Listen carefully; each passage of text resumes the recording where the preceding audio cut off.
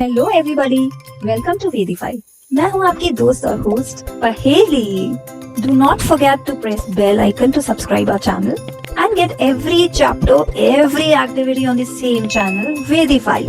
So, without any wait, let's start आज का chapter. This table we will study about composition of atoms of the first 18 elements with electron distribution in various shells. So in the first column, we write the name of element, then its symbol, then atomic number, then number of protons, then number of neutrons, and then number of electrons, and then we will write the shell's name or distribution of electrons in these shells like K, L, M and N. And finally we will write valency of the element. So first element is hydrogen. Hydrogen is written as capital H. Its atomic number is 1 and atomic number is always equal to number of protons. So number of proton is also 1. Neutron is not present in the hydrogen.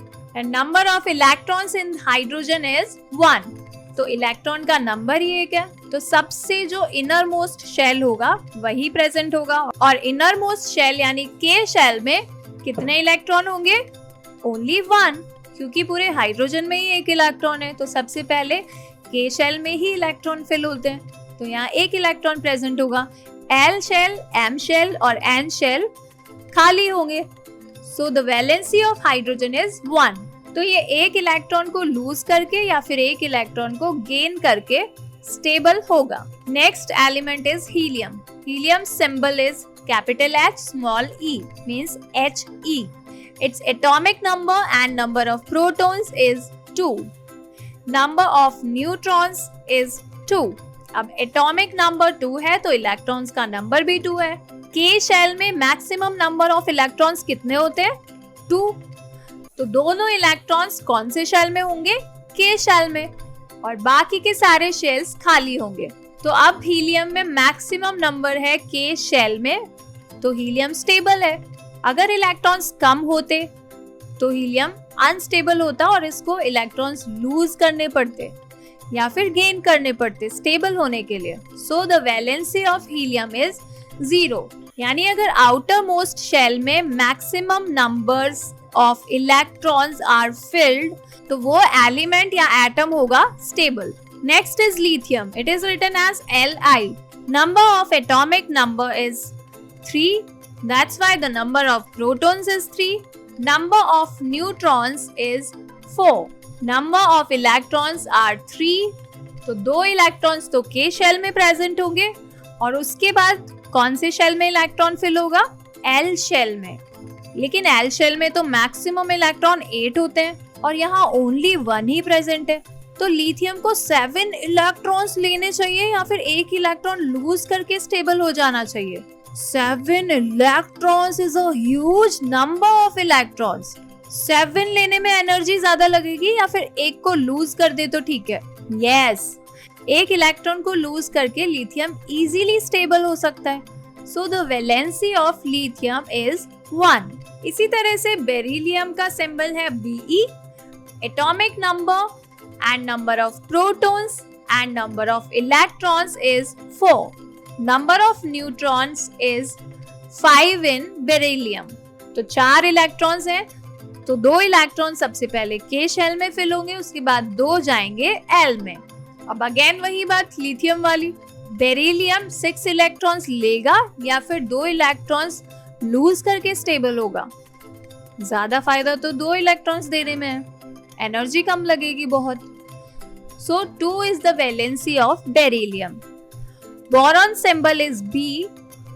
Atomic number and number of protons is 5.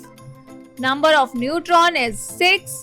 तो number of electron 5 है, तो 2 electrons are filled in K shell and remaining 3 are filled in L shell. So the valency is 3. Carbon is written as capital C. It has 6 atomic number and number of protons are 6. Number of neutron are 6.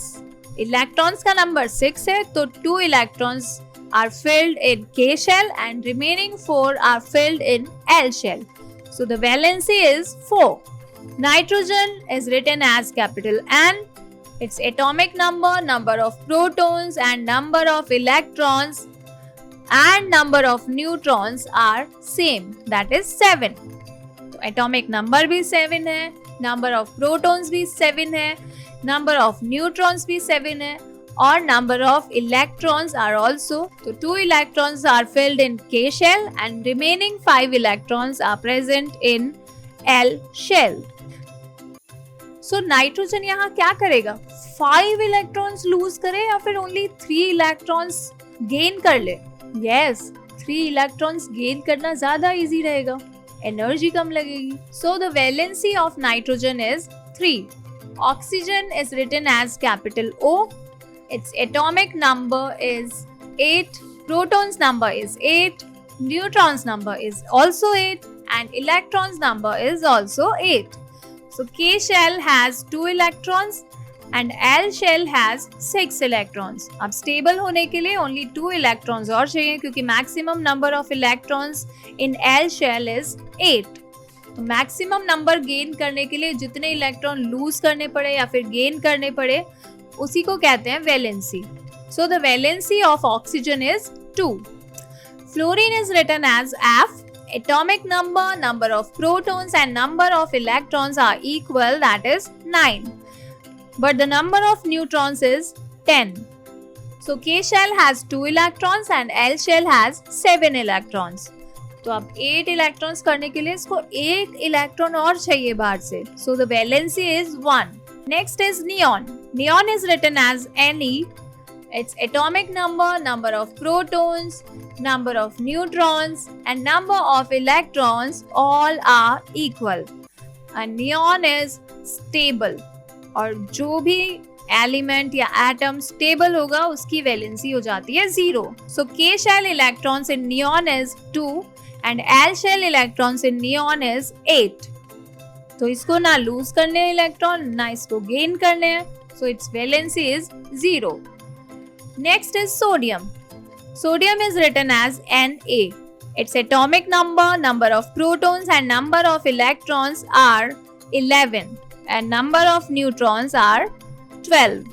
So the K shell electron are 2 and L shell electrons are 8. अब बचा एक electron, उसको आना पड़ेगा next shell में यानी कि M shell में. M शेल में कितने इलेक्ट्रॉन्स होने चाहिए? मैक्सिमम 18. तो अब 17 इलेक्ट्रॉन थोड़ी लेगा, उससे अच्छा तो ये एक लूज कर देगा. That's why its valency is 1. Magnesium is written as Mg. Its atomic number, number of protons, number of neutrons and number of electrons are 12. So 2 electrons are present in K shell, 8 electrons are present in L shell and 2 electrons are present in M shell. So 2 is the valency of magnesium. Aluminium has the symbol as Al. Its atomic number, number of neutrons and number of electrons are equal, that is 13. The number of neutrons is 14. So K shell has 2 electrons, L shell has 8 electrons and M shell has 3 remaining electrons. So 3 is the valency of aluminium. Silicon is written as Si. So atomic number of silicon, number of neutrons, number of protons and number of electrons are equal, that is 14. So 2 electrons are present in K shell, 8 electrons are present in L shell and 4 electrons are present in M shell. तो 14 electron लेने के बाद ये stable होगा या फिर 4 electron lose कर दे तो स्टेबल होगा. तो ऑब्वियसली ये 4 इलेक्ट्रॉन लूज करके स्टेबल बनना चाहेगा क्योंकि कम एनर्जी लगेगी. So silicon's valency is 4. Next is phosphorus. Phosphorus is written as P. Its atomic number is 15. That's why the number of proton is 15. Number of neutrons is 16 and number of electrons is 15. So K shell में 2 electrons हैं, L shell में 8 electrons हैं और m shell में 5 electrons हैं। तो या तो ये 5 इलेक्ट्रॉन्स लूज कर दे या फिर ये 3 इलेक्ट्रॉन्स गेन कर ले, तो ये स्टेबल हो जाएगा क्योंकि आउटर शेल में 8 इलेक्ट्रॉन्स होने चाहिए। सो यहाँ फॉस्फोरस में 2 वैलेंसी है, 3 भी हो सकती है और 5 भी हो सकती है। Next is sulphur. Sulphur is written as S, its atomic number is 16, protons number is 16 and neutron and electron number is also 16. So K shell में 2 इलेक्ट्रॉन, L shell में 8 इलेक्ट्रॉन और M shell में 6 electrons. तो 8 electrons का stable form लेने के लिए इसको 2 इलेक्ट्रॉन्स की और जरूरत है। So 2 is the valency of sulfur. Chlorine is written as Cl. Its atomic number and number of protons are equal, that is 17. Its neutrons number is 18 and electrons number is 17. K shell में 2 electron है, L shell में 8 electron और M shell में 7 electron. तो 8 electrons का stable structure लेने के लिए इसको एक और इलेक्ट्रॉन बाहर से लेना पड़ेगा। So its valency is 1. Next is argon. Argon is written as Ar. Its atomic number and number of protons are equal, that is 18. Electrons number is also 18 and the neutrons number is 22. So electrons 18 है तो 2 पहले आएंगे K shell में, फिर 8 आएंगे L shell में और फिर अगेन 8 आ जाएंगे M shell में। ये तो पूरा स्टेबल है, इसको ना इलेक्ट्रॉन लूज करने हैं ना गेन करने हैं। So the valency of argon is 0. So helium atom has 2 electrons in its outermost shell and all other elements have atoms with 8 electrons in the outermost shell. The combining capacity of the atoms of elements, that is their tendency to react and form molecules with atoms of the same or different elements. तो जितनी भी valency जिस भी element की है वो उतने atoms किसी दूसरे एलिमेंट या एटम से लेगा। अब वो उनके सेम एलिमेंट का एटम भी हो सकता है या फिर वो डिफरेंट एलिमेंट का एटम भी हो सकता है। जैसे सोडियम क्लोरीन से रिएक्ट करता है, क्लोरीन का एक एटम वो शेयर करता है और क्लोरीन की वैलेंसी भी एक ही है, इसलिए क्लोरीन भी अपना एक इलेक्ट्रॉन सोडियम से शेयर करता है और बन जाता है NaCl। जिस एलिमेंट की जितनी वैलेंसी होगी उतने ही इलेक्ट्रॉन उसको लूज करने होंगे या फिर गेन करने होंगे। The combining capacity of the atoms of elements, that is their tendency to react and form molecules with atoms of the same or different elements, was thus explained as an attempt to attain a fully filled outermost shell. An outermost shell which had 8 electrons was said to possess an octet. 8 electrons जो fill होते हैं इसको हम कहते हैं octet बनना। Atoms would thus react so as to achieve an octet in the outermost shell. तो हर atom ये ट्राई करता है कि वो आउटर मोस्ट शेल में 8 इलेक्ट्रॉन्स ले आए ताकि वो स्टेबल हो जाए। This was done by sharing, gaining और losing electrons. अब ये स्टेबल वो कैसे करता है आउटर मोस्ट शेल को? 8 इलेक्ट्रॉन्स उसमें करके। अब वो 8 इलेक्ट्रॉन्स वो शेयर करके भी ला सकता है, वो गेन भी कर सकता है किसी और एलिमेंट से या एटम से, और वो लूज भी कर सकता है इलेक्ट्रॉन्स को। The number of electrons gained, lost and shared so as to make the octet of electrons in the outermost shell gives us directly the combining capacity of the element, that is the valency discussed in the table. For example, hydrogen, lithium, sodium atoms contain 1 electron each in their outermost shell. Therefore, each one of them can lose 1 electron. So they are said to have valency of 1. Likewise, what is the valency of magnesium and aluminium? It is 2 and 3 respectively. Because magnesium has 2 electrons in its outermost shell and aluminium has 3 electrons in its outermost shell. If the number of electrons in the outermost shell of an atom is close to its full capacity, then valency is determined in a different way. For example, the fluorine atom has 7 electrons in the outermost shell and its valency could be 7. but it is easier for fluorine to gain 1 electron instead of losing 7 electrons. Hence, its valency is determined by subtracting 7 electrons from the octet, and this gives you a valency of 1 for fluorine. Valency can be calculated in a similar manner for oxygen. So, oxygen has 6 electrons in its outermost shell.